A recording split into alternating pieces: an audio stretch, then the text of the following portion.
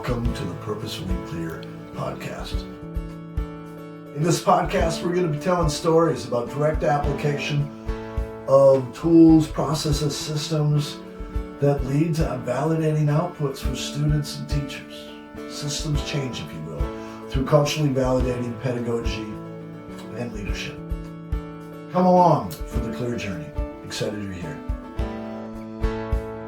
Welcome to episode 4 with David Hyerle. Glad to have you here. As we are purposefully clear, we're going to have the opportunity to look at how our own pedagogical practices limit students and how their identity often is challenged by that through storytelling. Excited to have you here. Let's be purposefully clear. Okay. So where did language come from? I think it's these underlying patterns that then develop so in a way that language developed over time. It's evolutionary. However, and I'm down with this, I love this, but even like the Yoda reference, inverts nouns and preferences and directions and you see what I'm saying? Yeah. And so it works together, right? It has to. Yes. And so my point is, what happens, pedagogically speaking, when we introduce a different structure of organizing cognition within only one option? This is what I believe is happening. This is my argument for why culturally validating pedagogy and leadership matters, and why the 5 elements of CLEAR are mandatory. And I'm not here to apologize for them anymore, right? I'm just not. I wouldn't. Right? Yeah. If we do these 5 things in schools with students and teachers and families and community, we have positive results that make way for varieties of cognitive processes. My fear is right now that pedagogy is being demanded, and especially in the state of Minnesota, when we're looking at the science of reading, that this is English only mandate or understanding of how to pedagogically deliver. And I'm going to play this Yoda thing for a minute, right? Because I'm telling you, he throws it in a different order, right? And we as English, as a primarily dominant English speaker who knows a little bit of a handful of enough languages to get in trouble, right? I structure meaning this way. He structures meaning that way. Well, it's the joke. Okay. Why did Star Wars come out episodes 4, 5, 6, and then 1, 2, 3? All right. In charge of scheduling, Yoda was. All right. The narrative twist. But you see what I'm saying, right? And what does it look like to understand cognitively that language base is valid, appropriate, doesn't need to change, and has a cognitive sequence, if you will, process that is pedagogically sound, that unearths the brilliance of the humanity within the language. The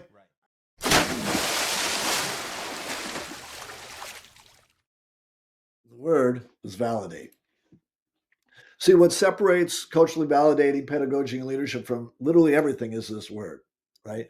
I am so grateful for the leadership and the excellence of academia that's been provided by legends like Gloria Lansing-Billings and Gay and other amazing academics out there. Fieri, right? Can't thank you enough for the work. And because of you, my understanding and the growth that I've had in my own understanding leads us to the importance of moving towards validation as the next iteration of this work. Back to the conversation. The Yoda thing's fun to play with, but we have Spanish-speaking students, right? Sure. We have Korean-speaking. Sure. So let me jump in there, because I think it is great with Jason throwing in the 4, 5, 6 narrative and 1, 2, 3 backing into the history. I changed like that.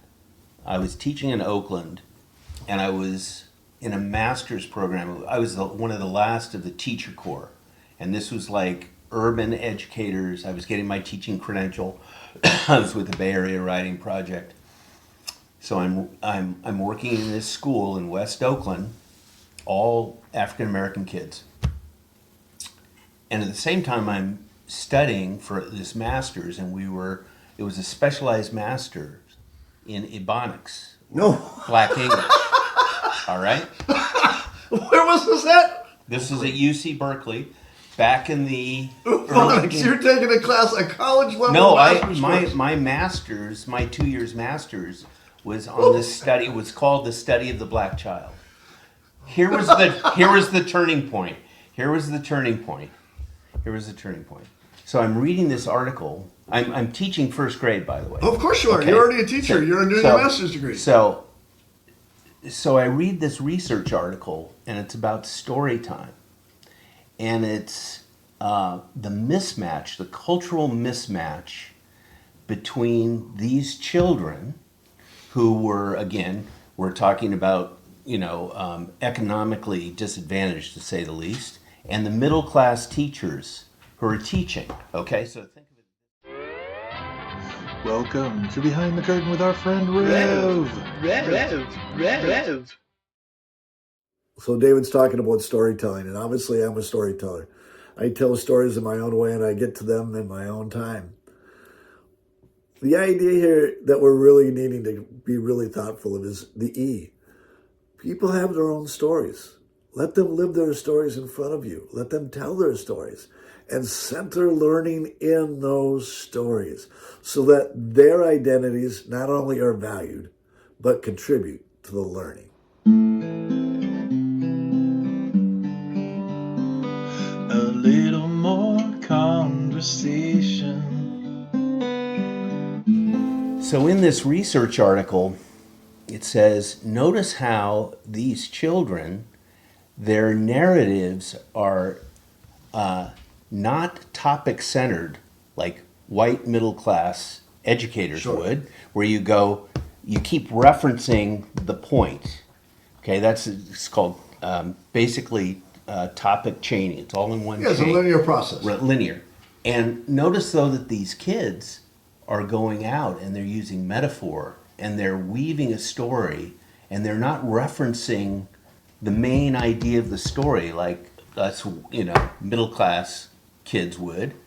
And then they come to the end of the story and it all comes together.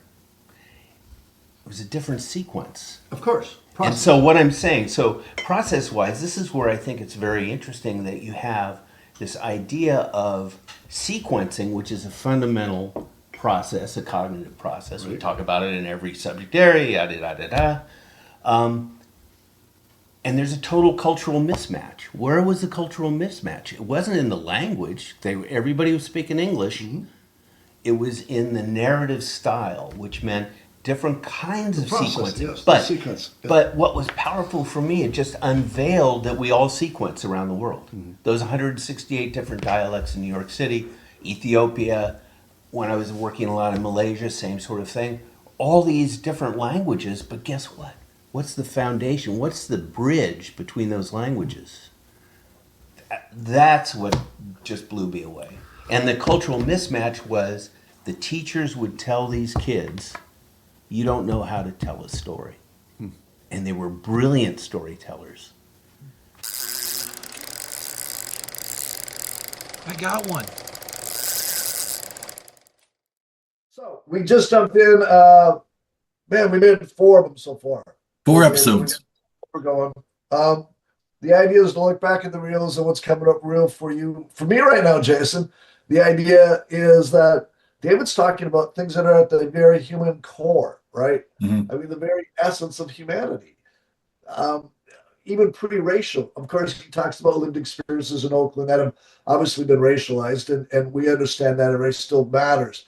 But the idea that cognition is this language, it really is impressive to me, and it's human, if you will, at a subhuman level. I'll add to that by just adding an experience I had this today. I have a little boy in one of my science classes right now, and he has a hard time understanding what I'm talking about. And rightfully so. Science is its own language, and it takes a while to pick up on it. But we are looking at the elements and the periodic table right now, and he come in this morning, and I gave the students kind of 3 levels. You can do, level 1, you'll get 100%, it'll be great. Level 2, you're going to add some things to it, and level 3, you're going to add some more, and it's, extra credit if you do the top 2 levels. And this boy come back, he was so proud. He did that periodic table with all three levels on it. And I had never ever seen this like pride in a child. And I just it's making my skin prickle up right now thinking about it because I was just so excited for him. I made it the gold standard. I showed everyone his work and I didn't say who it was. I just held it up for the class and said, "This is the gold star standard here." I'd see him in the back kind of like, I want to say it's me, but I'm like, I'm not going to do it. This is Right beautiful. on. Right. And this is a child that doesn't speak English, Correct. or English is a second language. Yeah, he's an ELL student, Right. and just it's been tough to connect with him, but Right. not Well, not today. today, language transcended. It did. Science was the language. Righteous. So as you continue, we continue our growth and our learning. And Jason, I appreciate your stories as we go, but there's opportunities for us all to learn and grow. And so learn more about the opportunities. Jason will say more about that. You can get in touch with Nan, but there's opportunities for us all to continue in our growth as professionals. Thank you so much for being part of the Purposefully Clear podcast.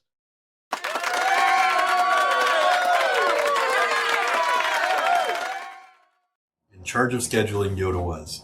I don't know if I have room here for links, but I'll try. Our emails and our website, if you need anything at all, don't hesitate. Again, we're always here, happy to answer any questions you might have. And I hope you get even more from episodes 5 and 6 coming soon. Get revved up. I am all revved up. I just got to see Madeline and Anton Troyer's Ojibwe word of the day, Bad Bunny. You got to check this stuff out. It's fantastic. You folks keep me all revved up. Thank you so much. Miigwech. Wadu.